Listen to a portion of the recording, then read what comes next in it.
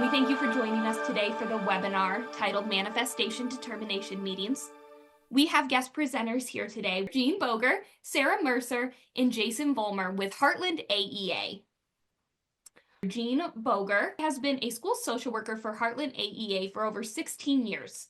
Throughout her time with Heartland, she has served in a variety of rural and metro school districts, which has focused primarily on supporting students with social, emotional, and behavioral needs.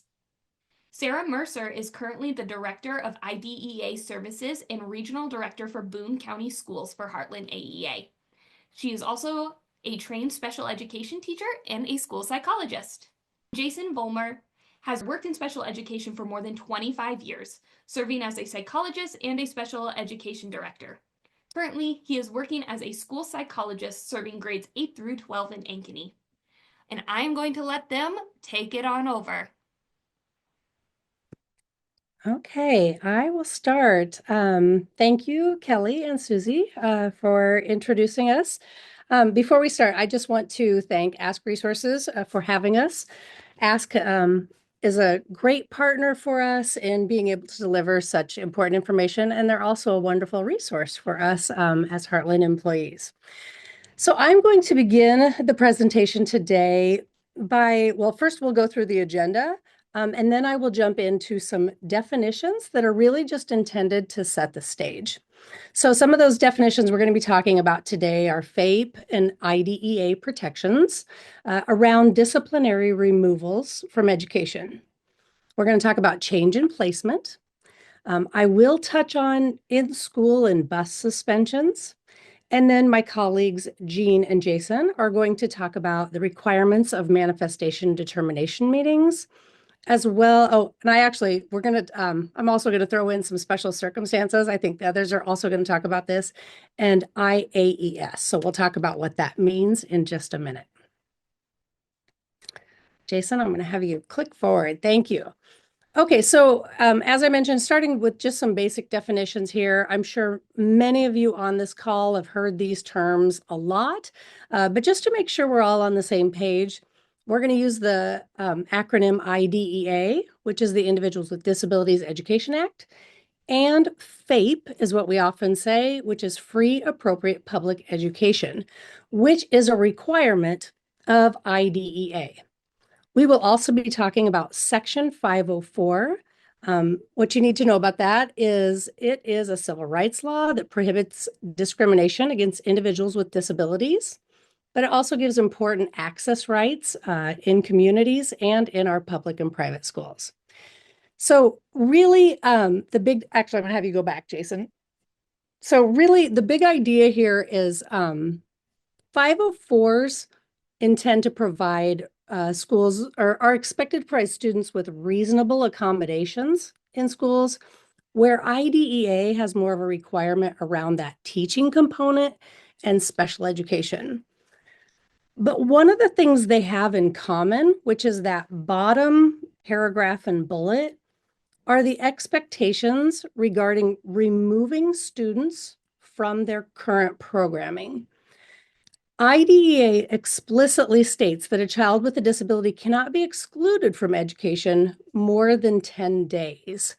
504 has similar writing, and we're going to talk about that in the next slide. It's not exactly the same, but both of them do have provisions for students not being excluded from education.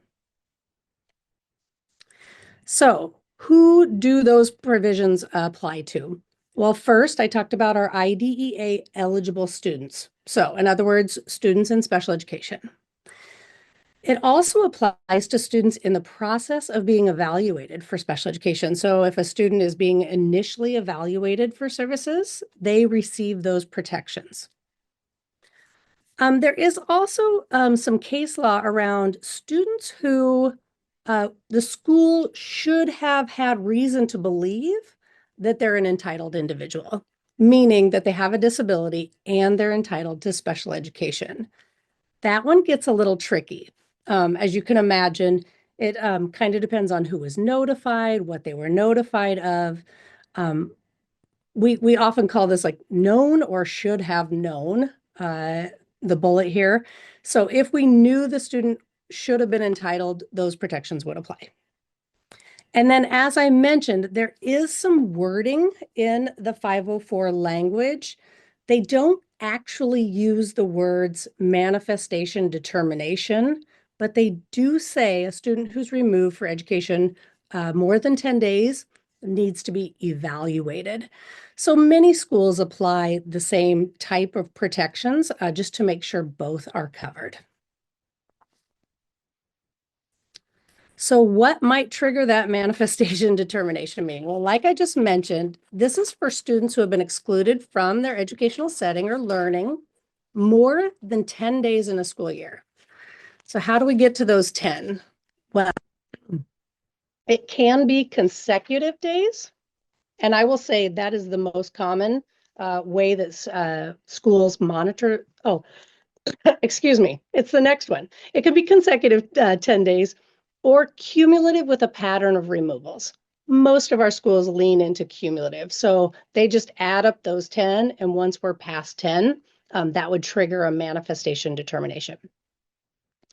Some schools will have a manifestation before they get to 10 days, just to begin those conversations. It's not required. That's why it says optional on our screen. But as you're approaching 10 days, it's not a bad idea to begin that process. So I said it's after 10 days. What about before 10 days? What happens before? For removals less than 10 days, the school pretty much just gets to remove students as they see fit. They should be following the same guidelines that they would for their general education students up to that point. But up to 10 days, they kind of get that free reign to do that. Manifestation determination meetings are not required until after that 10th day of removal. But I'm sure our friends at Ask Resources and our Heartland staff really encourage, if we're getting close to 10, it really is best practice for the IEP team to get together and consider having an IEP meeting to address the concerns. If it were my students, I wouldn't want to wait till the 10th day. I'd want to find out, why are we still having these removals, and have a good team discussion to hopefully put in preventative measures so that we didn't ever get to our 10 days. Okay, so now we've hit that 10 days. So what happens when a student is removed from their education for more than 10 days? Well, generally speaking, and I say that because if you really dig into the law, it gets really specific in some areas, but generally speaking, after 10 days, students must be provided the following. So they are supposed to be able, they need the ability to participate in the gen ed curriculum. Now, what that means is they're getting some type of opportunity to move forward with their general education. That can look very different. Sometimes it's even in another setting. Earlier on a slide, there was an acronym IAES. That is an interim alternative educational setting. And I'm going to talk about those in a minute. But sometimes that alternative setting is where they receive their services. They also need the opportunity to progress towards meeting their IEP goals. So generally that looks like receiving some of their special education or receiving special education services, maybe not to the degree that they were, but it should allow them to progress towards meeting their goals. And then when you've hit that 10 days, we're talking about a manifestation determination meeting. And those are held to consider the relationship between the student's disability and the act of misconduct. So we're getting the team together and saying, why? Why are these occurring? Is it due to the student's disability? Is it something we're missing in the IEP? But why do these acts of misconduct or school violations, why are they occurring? So the law, go back one more slide just for a second. The law says that meeting is to occur within 10 days of any decision to change the placement of the student. So what is a change of placement? It's really that 10 days. So that wording is kind of cyclical there, it kind of goes in a circle, in that once we've hit the 10 days, that is a change of placement. So within 10 days of that decision, they're having that meeting. Typically speaking, the schools we're working with are doing that within a day or two after that 10 days, but they have up to 10 days. Special circumstances. We are going to, our Ask Resources is offering another webinar soon on school removals. And I think we talk about special circumstances more in that webinar. And that's Jason and Jean and myself again. But just to touch on that, there are certain removals from school that are a little bit different, and they're called special circumstances. And they're called special circumstances because hopefully they're quite rare, but you can see my numbered points there. Those would be drug offenses when somebody possesses, uses, or sells illicit drugs, weapons offenses, and serious bodily injury. And in those three circumstances, a school may remove a student to that IAES, that interim setting, for up to 45 school days without regard to that manifestation determination, right? Because I think the law sees those as pretty intense situations where school personnel do get to just remove the student for up to 45 days. However, that manifestation determination meeting should still occur. It just changes how soon they have to be moved back to their original setting. So let's chat about in-school suspensions. So an in-school suspension is not considered one of those first days of suspension as long as the child is given the opportunity to progress in the gen ed curriculum. And remember, I said that can look lots of different ways, and receive the services specified on their IEP. And there's another and, continue to participate with non-disabled children to the extent they would have in their current placement. So all of those things have to be looked at. But when you're counting your 10 days, it is possible if your student is in school suspension, those are not being counted as part of the 10 days of removal if the school feels like these things are being met. It's always okay to ask your school if they're being counted, and if not, why, and what the student's getting. That's just good advocacy, but to really understand what that looks like. Bus suspensions. Bus suspensions are so tricky. We put a lot of information on this slide. This is a very wordy slide, but I'm going to try to talk you through this one as well. So some students qualify for transportation services on their IEP, and some students do not. If a student has transportation as a service listed on their IEP and they're suspended from the bus, then we're talking about suspension days. Okay. If they don't have transportation listed as a service on the IEP, then this isn't considered part of the suspension. So whether or not we count it in those 10 days depends on whether it's on the IEP as a special service. Bus suspension is treated as a suspension unless the school provides the bus service in another way, in some other way. So if it's not part of the IEP, not a suspension. If it is part of the IEP and they're suspended, then the school needs to provide another way for the student to get to school. If they don't, it's counted as a suspension. There is a little, at the bottom of that, there's a little note on where we got some of that information if you need to look that up and see where that was referenced. Thank you, Jason. So I've already talked about this, but I just kind of want to bring you back to this. We're counting up the 10 days, right? And Iowa schools typically count these removals in half-day or full-day increments. I can't think of any school in Heartland that's not counting them that way right now. But that is, generally speaking, depending on what time of day they're removed, it's either a half day or a full day. So when you're tracking those suspensions, it's important to know if your student has been suspended for a half day or a full day so that you can also keep track of those 10 days of removal. So Jean is now going to take us into a little warm-up activity and then talk to us specifically more about manifestation determination requirements. Thank you, Sarah. So Sarah did a great job kind of talking about manifestation determination itself, what constitute those removals, what constitutes the need or what triggers the need for this manifestation determination meeting. So I'm going to just have these 3 questions posed here. I just want you to check yourself right now, see what you might believe or what you might know about these questions. I'm not going to read all the options, but if you want to try and make a guess in the chat about what the answer might be for each one, I'll let you know when we're all done with the slide. So the first question is, what's the primary purpose of a manifestation determination meeting? And I'll let you go ahead and look at those 4 options on the slide.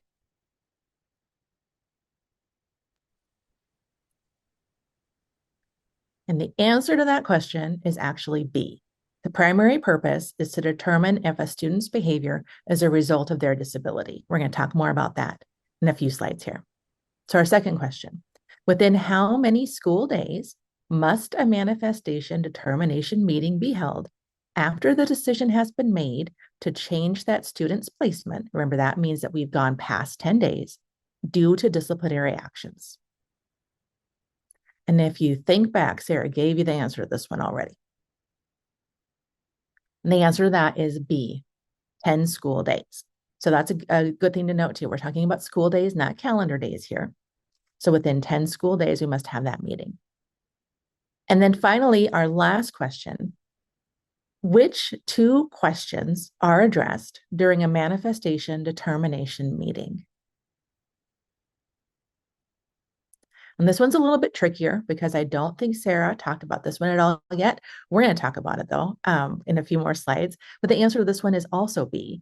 The behavior is a manifestation of the student's disability and or was the IEP implemented appropriately? Those are those 2 questions that we're trying to answer during our meeting. Okay, so now we're going to go into a little bit more detail about actually what happens and what is required during those meetings. So our federal code tells us that whenever we've decided that we've gone past those 10 days, we've had more than 10 days of removal, we need to hold that meeting within 10 school days. And the purpose, as we've already talked about, is we're trying to review that relationship between the child's disability and the behavior that occurred that led to disciplinary action where we exceeded those 10 days of removal. If we keep going and looking at some of our procedures, in our federal procedures, we see that the meeting is actually talked about a little bit or described a little bit here in this first paragraph. So we're going to have a meeting and we're going to invite school personnel, parents, and other relevant members of the IEP team. Those could be people who are within the school or outside of the school, could be the school nurse, the school counselor, outside providers. But when we get together as a team, we're going to be considering some different pieces of data or different pieces of information here. We're going to look at any evaluation or diagnostic results. We're going to think about or talk about any observations that folks have done of the student in the classroom setting or in the school setting. And then if parents provided any additional information, such as outside reports or information from other providers, we're going to look at that. We're going to examine the student's IEP, and we're going to talk about what their current IEP programming looks like, as well as their current placement in school. Now, procedural safeguards also come into play, and I think this is really important, especially for parents to know. On the date that that school district makes the decision to remove your student for more than 10 days, so on the day that you hit removal that's more than 10 days because of a violation of a code of student conduct, so because of behavior or a rule infraction, however you want to say it, the district needs to notify you, the parent, of that decision that same day. And they also need to provide you with a procedural safeguards notice. Jason, I'll go ahead and have you advance. Thank you so much. So remember, we talked about we're all going to get together and we're going to meet as a team, consider all that information that we've already talked about to address those two really important questions. And the first question is there's actually a form that we fill out. It's a manifestation determination worksheet or form found in Achieve. And the questions are right on there that we have to answer as a team. Was the conduct in question caused by or had a direct and substantial relationship to the student's disability? That's our first question. And this is a little bit different than it used to be. This question used to only ask if the conduct in question was in relationship to the student's disability. They've actually added those words about having a direct and substantial relationship. And then the second question that we have to answer as a team is whether or not the conduct in question was the direct result of the school's failure to implement the student's IEP as written. When you go into the school setting for that manifestation determination meeting, you're going to find that you're a member of a team. So I'm talking mainly to parents here. You are always part of that IEP team, right? So the relevant parties around the table are most likely going to include an administrator from the school, the principal or the associate principal. Your special education director from your school district may be in attendance. Teachers who have knowledge of the student or the incident might be there. So it might be their special education teacher. It might be other general education teachers, maybe who know the student, who can talk about the student's behavior, or who witnessed or were involved in the incident. You will probably have somebody from the AEA, such as your school psychologist, your school social worker, or your special ed consultant there. And then you're also probably going to have other folks who are also IEP team members, like the school nurse, the school counselor, if that's applicable. So when you get to that meeting, the first thing that you're going to do as a team is review the behavior that occurred, as well as any other behavior that occurred that led to the child surpassing that 10 days of suspension. So remember, Sarah talked about most of the time, it's not just one incident that puts a child in that more than 10 days mode or suspension. Usually it's a combination of different behavioral things that have happened. So somebody on that team may have already summarized that all for the team. When you're at the meeting itself, there's actually a form that I alluded to already in Achieve. Achieve is the system or the program that houses the IEP for the state of Iowa. And there's a form in there called manifestation determination. Part of that form, the very first part asks about, okay, so let's talk about the behavior or behaviors that led to the 10 days or for us to surpass 10 days. So somebody will have probably summarized that for the team already so that when you get to that meeting, you don't have to spend time digging around and trying to find that out. Then the team is going to have a discussion of the behavior itself, how they may or may not be related to the learner's identified educational disability, as well as whether or not the current IEP was being implemented as written. So you're going to complete that form as a team, and then you're going to make decisions as a group about whether or not one of those two questions is a yes. So was the behavior directly, did it have a direct and substantial relationship to the learner's disability, or was it a result of the school not implementing the IEP? If the answer is yes to either one of those questions, then the team determines that this was a manifestation of the student's disability. And then we're going to talk a little bit about what that means.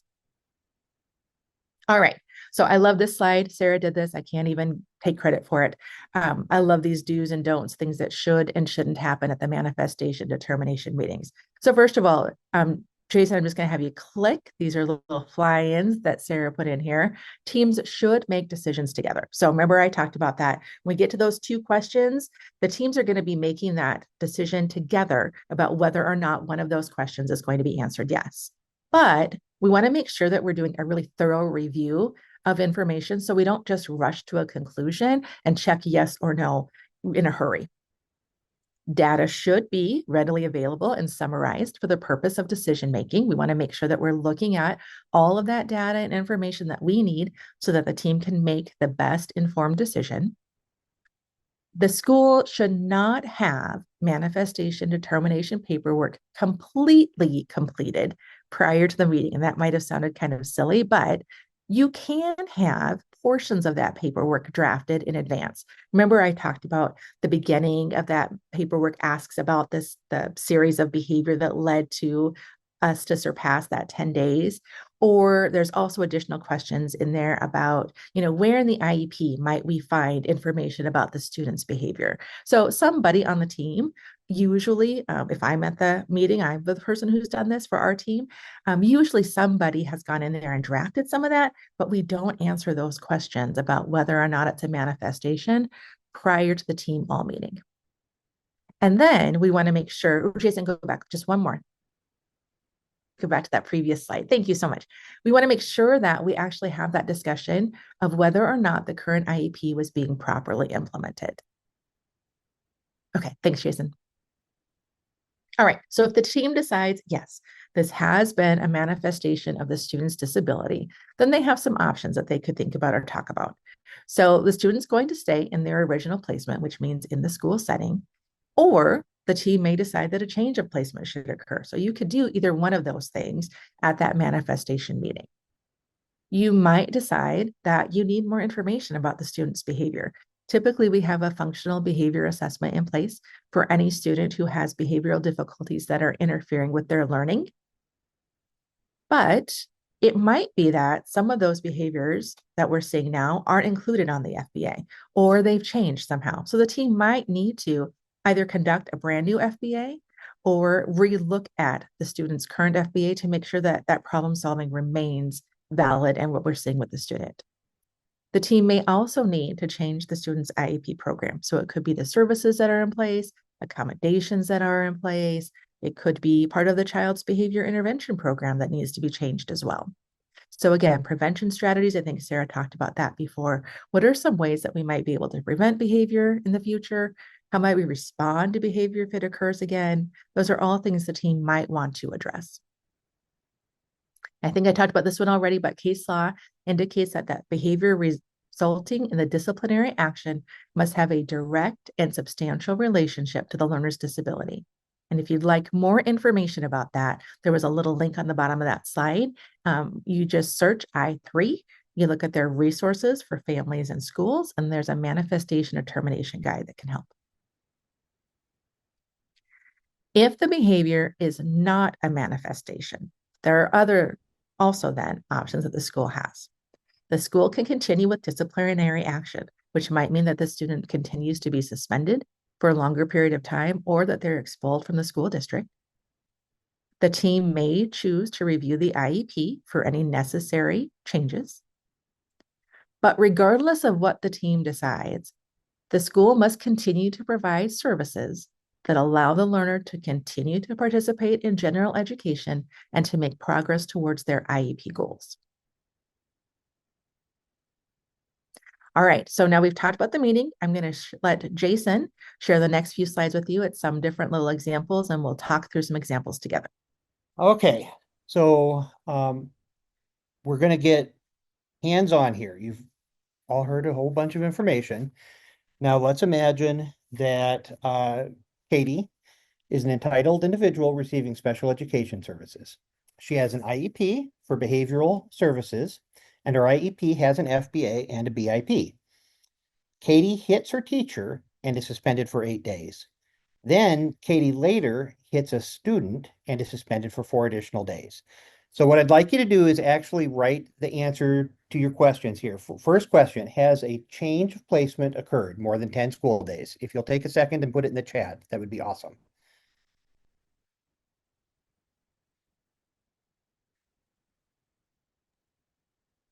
I see a few yeses. We have a couple of responses, a couple yeses.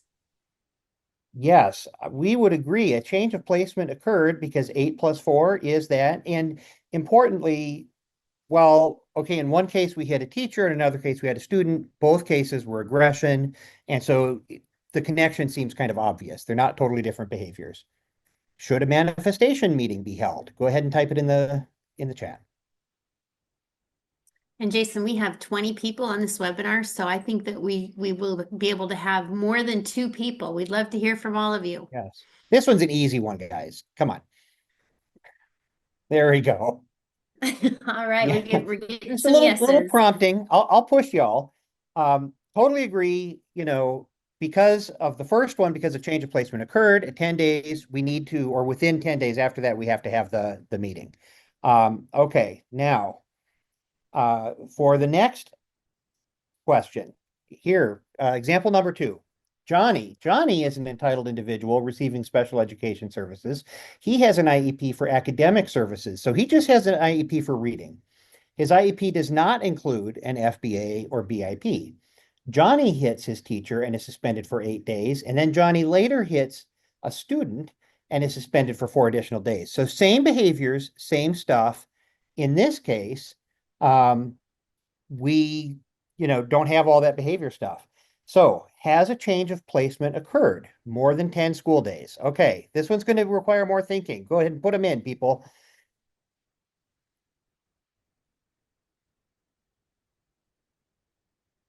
We're still getting yeses.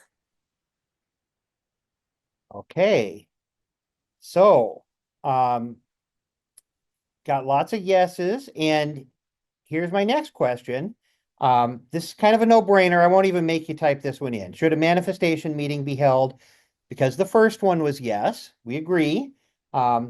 Remember the behaviors, it doesn't matter whether it's a manifestation of disability yet or not.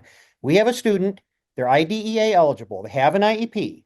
So they were suspended and they were suspended. It's more than 10 days. It doesn't matter that they don't have behavior services.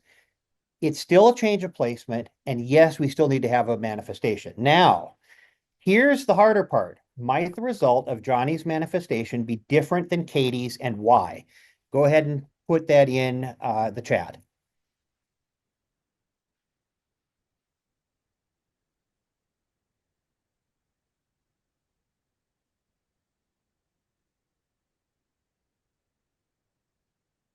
Come on, folks. I know you can do it. And this is tricky. This is, I will talk through this because it's not a cut or dry answer. It's not an automatic yes or no. So think through and just share your reasoning a little bit. So we have a couple chats. Yes, it may not be a manifestation of his disability is one thought. Another is different students that does not generally display behaviors need to figure out why he's hitting definitely could be different. Anne says, yes, it might lead to an FBA. It depends. Was there a history of behavior? Yes. Okay. So you guys are right on track. So let's talk through this. This is definitely a it depends situation. Okay. So we can imagine a scenario where this student doesn't have any mental health conditions, anything that would have anything to do with this kind of behavior. Perhaps the team would say, no, they don't have a disability. It's not in their IEP and there's nothing else. But this really begs the question. We have a student who's now engaged in aggression twice. Is there something we're missing? Right? So the team might get together and we might find out that, the IEP hasn't really been calibrated to address all of the students' needs. Maybe they have an emerging mental health condition. Maybe they've had something for a long time, but it hasn't manifested like this. But maybe it is a disability and maybe we do need to modify the IEP. You could go either way on this. It's all in the details. And this is where the team discussion is going to be really important. This one isn't as cut and dry as the last one. Any other thoughts? Jean, Sarah, do you want to add anything to what I just said there? Okay. Now let's talk about, okay, so we just had our difficult manifestation where we could go either way. Maybe they have ADHD. Some people are thinking, oh, I think it is a manifestation. Other people are like, no, ADHD doesn't mean they're going to hit someone. Okay, so now we have disagreements. What happens? If the parent disagrees with the school's manifestation determination. So, in this case, let's imagine that the parent says no, or it says yes, it's a manifestation. The school says no. What can a parent do? A parent has the right to an expedited due process hearing to remedy that situation. Basically, all of those appeal rights that are in the right summary are available. I don't know that mediation would make sense in this, but all of those still apply. Now, if the AEA, there's usually three parties here, right? So you've got the school, you've got the parents. The AEA may say, I don't know, school, I disagree with you, but it doesn't matter. They can voice their opinion. Their opinion might matter later in some kind of dispute, but the school is the one who makes the determination here. The school ultimately will say, this is what we're doing. And parents, if you don't agree with it, then you have due process rights that you can exercise. Okay. Now I'm opening it up to any questions. I did notice that there were some questions from earlier, but I got them lost. Do you guys want to share what questions we have? Sure. We have a couple different questions that have been in the chat.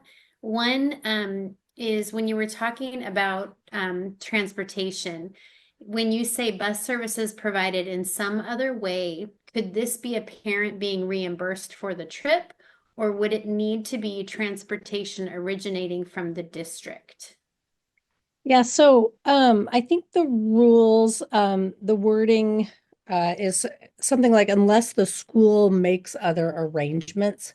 So I think one could argue that if the school works out a plan with parents to provide that and they're reimbursing the parents for that, so that would be the school helping to make those arrangements and make it available to the student, that it probably wouldn't be considered a day of suspension.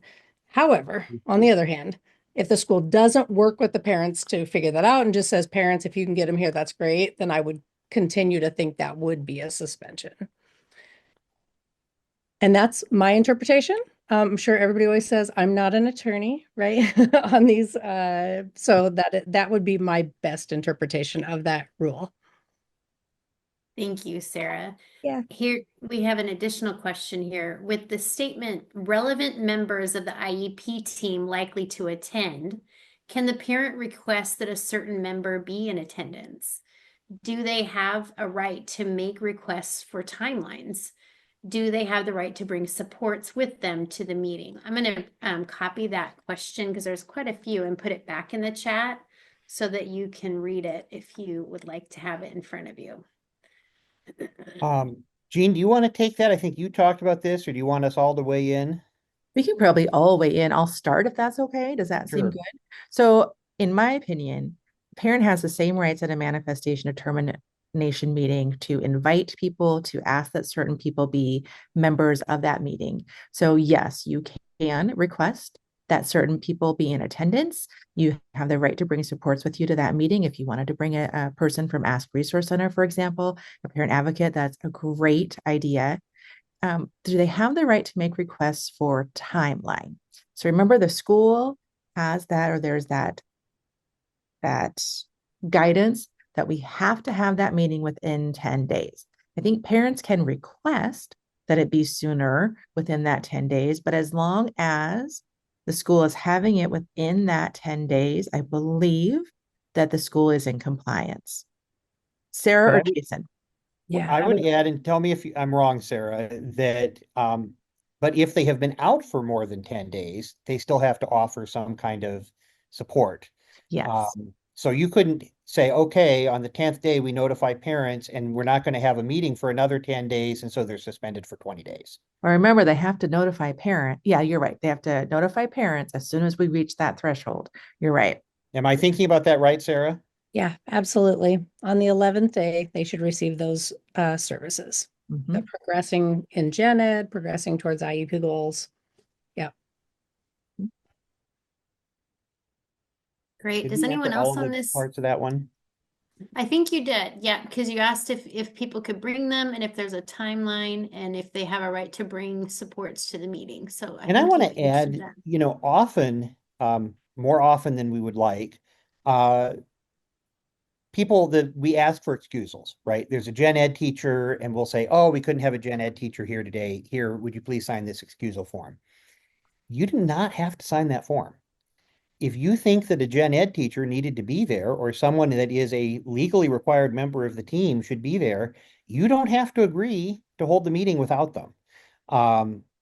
So it's okay to act. Now, that doesn't mean I think that you can necessarily dictate which school or personnel are there. You can ask, but you also don't have to agree to not have required members there.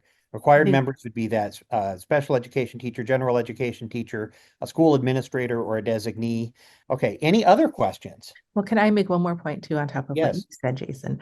Yes. So, I was just going to say, and I forgot to mention, you should get a meeting notice for that manifestation Oh, determination yes. meeting as well, which should say everybody that is invited to that meeting. So then parents or other team members have the right to say, maybe this person should be invited instead, that sort of thing. But if you get to the meeting and somebody that, the gen ed teacher was invited, was going to be at the meeting, and you find out as you get to the meeting that they're not going to be there, just like Jason said, you have the right to say, I'd like that person to be there. I'd like to reschedule this meeting. I really think that's important information for families to know, because I think often that's an awkward position to be in when you are asked at a meeting to excuse someone that you really want to have at the meeting. That's a difficult conversation, I think, to have. So I appreciate you bringing that forth. Okay, we have another question in the chat. What documentation will a parent receive after the meeting showing what was decided? For decisions made by the school, the documentation is almost always going to be what's called a prior written notice. It's kind of an ironic name because prior would make you think before something, it is in this case before something often officially happens, but it's after the meeting. So it's not prior to the meeting, it's the result of the meeting, it's documented on a prior written notice, and it will specify when that will take effect. Sarah, Jean, anything to add to that? Nope, that sounds right. All right, any other questions? I also wanted to just appreciate the fact that, Jason, when you mentioned that if a student has an academic goal, that it would still trigger the team to ask some questions. If there's been that many removals, it's the IEP team job to really think about, well, what's going on here and have we missed something? I appreciate that perspective. I think that in my experience over the years, that can happen more often than people realize. Um, and so parents should be, thoughtful and bring information forward, but also remember that teams can't take into consideration things they don't know. So, if they didn't know they have this X, Y, or Z condition, make sure you bring that forward so that it can be properly considered. And the sooner they have notification about that, the better. Wonderful. That's why it takes a team, right? Exactly. Okay, I've got one more question here in the chat. Do you want to address the possibility of more than one manifestation determination meeting in a school year for a student? Suspensions that occur after the first manifestation meeting. Sarah, you want to take that on? Yeah, that one's tricky. The rules around manifestation, some of them are very clear and some of them are not clear at all. I think generally speaking, if we're having more behaviors, right, more instances of suspension, the team needs to be discussing what's occurring there, right? We already know you're already past your 10 days. So the 10 days don't start over. You don't get a new set of 10 days after you've been out 10 days. You're at the 11th day, you're at the 11th day. That means you get the services, right, that are necessary to progress in gen ed, to progress in special ed.